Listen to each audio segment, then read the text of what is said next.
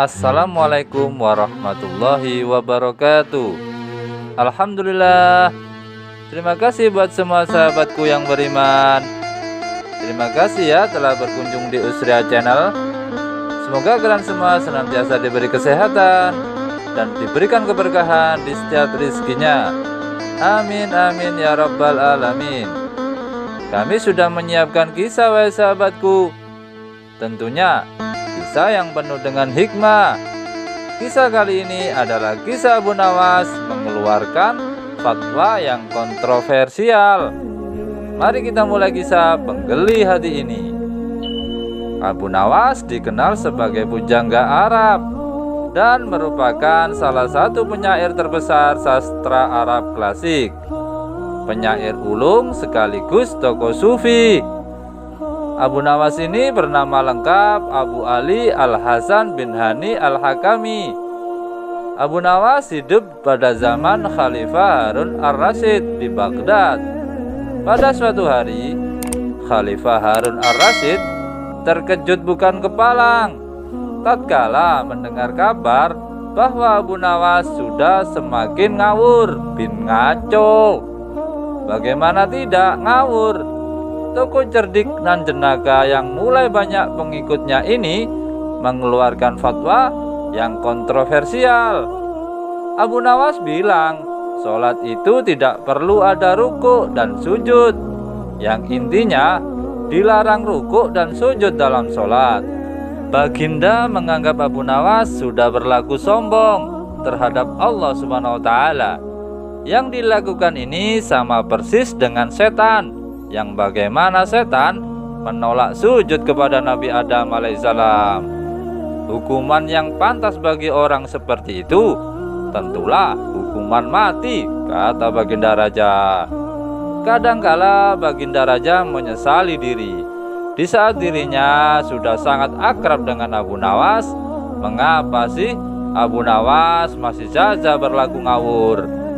Memang benar, belakangan ini Baginda Raja sudah amat akrab dengan Abu Nawas. Sampai-sampai Abu Nawas memanggil dirinya bukan Baginda Raja lagi.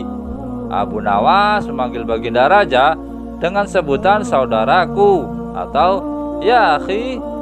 Kini kesabaran Khalifah sudah tak terbendung lagi ketika beliau juga mendengar bahwasanya Abu Nawas mengatakan Khalifah Raja Harun Ar-Rasyid suka fitnah. Abu Nawas memang layak dihukum pancung karena melanggar syariat Islam dan menyebarkan fitnah. Begitu usul para pembantu Baginda Raja. Khalifah pun terpancing oleh ucapan tersebut. Untung saja ada salah satu seorang pembantunya yang memberi saran. Hendaknya Khalifah melakukan tabayun dulu, konfirmasi atau menanyakan akan kebenaran berita ini. Baginda Raja pun menerima usulan untuk bertabayun kepada Abu Nawas.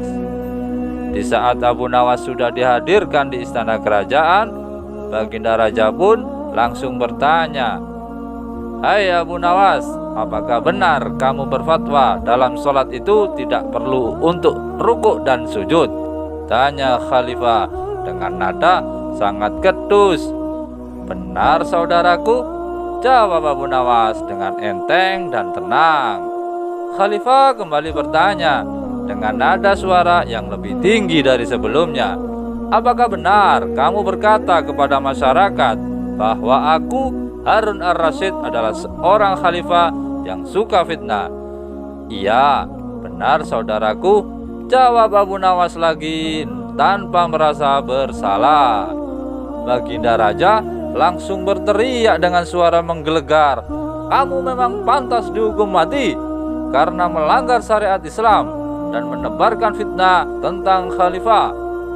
"Saudaraku," ucap Abu Nawas sembari tersenyum kepada Baginda Raja, "saudaraku, memang hamba tidak menolak bahwa hamba telah mengeluarkan dua pendapat yang tadi saudaraku ucapkan. Tapi sepertinya kabar yang sampai pada Baginda Raja tidak lengkap kata-kata hamba dipelintir dan dijagal atau dipotong, seolah-olah hamba berkata salah. Apa maksudmu? Jangan membela diri. Kau telah mengaku dan mengatakan kabar itu benar adanya, ucap baginda dengan ketus. Singkat cerita, Abu Nawas pun digeret menghadap khalifah. Kini Abu Nawas menjadi pesakitan. Lalu Abu Nawas beranjak dari duduknya dan menjelaskan dengan tenang, saudaraku, saya memang berkata rukuk dan sujud tidak perlu dalam sholat. Tapi dalam sholat apa? Ya, waktu itu saya menjelaskan tata cara sholat jenazah, yang memang dalam sholat jenazah tidak perlu adanya rukuk dan sujud. Baginda Raja pun mengangguk-angguk membenarkan jawaban Abu Nawas. Bagaimana soal aku yang suka fitnah? Tanya Baginda Raja lagi. Abu Nawas menjawab dengan senyum, kalau itu saya sedang menjelaskan tafsir ayat 28 surat Al-Anfal yang berbunyi, ketahuilah bahwa kekayaan dan anak-anakmu hanyalah ujian bagimu, sebagaimana seorang khalifah dan seorang ayah. Anda sangat menyukai kekayaan dan anak-anak, berarti Anda suka fitnah atau suka ujian itu. Mendengar penjelasan Abu Nawas yang sekaligus kritikan, lalu Khalifah Harun ar-Rasyid tertunduk malu, menyesal dan sadar. Rupanya kedekatan Abu Nawas dengan Baginda Raja Harun ar-Rasyid menyulut sifat iri dan dengki di antara pembantu-pembantunya di istana kerajaan. Pembantu-pembantu khalifah yang hasut ingin memisahkan hubungan akrab tersebut dengan memutarbalikkan berita. Sungguh tidak bisa ditiru sifat iri dan dengki tersebut. Wallahu a'lam bishawab. Bagaimana sahabatku? Semoga kalian semua bisa mengambil hikmahnya ya dari kisah ini. Jangan mengurangi atau melebihi keterangan yang sebenarnya. Karena itu sangatlah tidak baik wahai sahabatku. Berkatalah apa adanya dan janganlah iri dan dengki dengan kenikmatannya orang lain. Ingatlah, sifat iri dan dengki itu sangatlah menyiksa diri sendiri. Oke sahabatku, lebih dan kurangnya mohon dimaafkan ya. Yang benar datangnya dari Allah Subhanahu wa taala.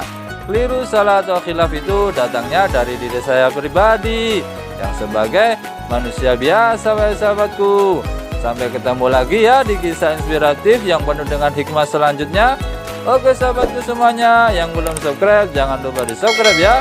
Mari kita sama-sama sebarkan kebaikan di seluruh dunia. Oke sahabatku, tetap semangat, semoga bermanfaat dan jangan lupa bersolawat. Assalamualaikum warahmatullahi wabarakatuh.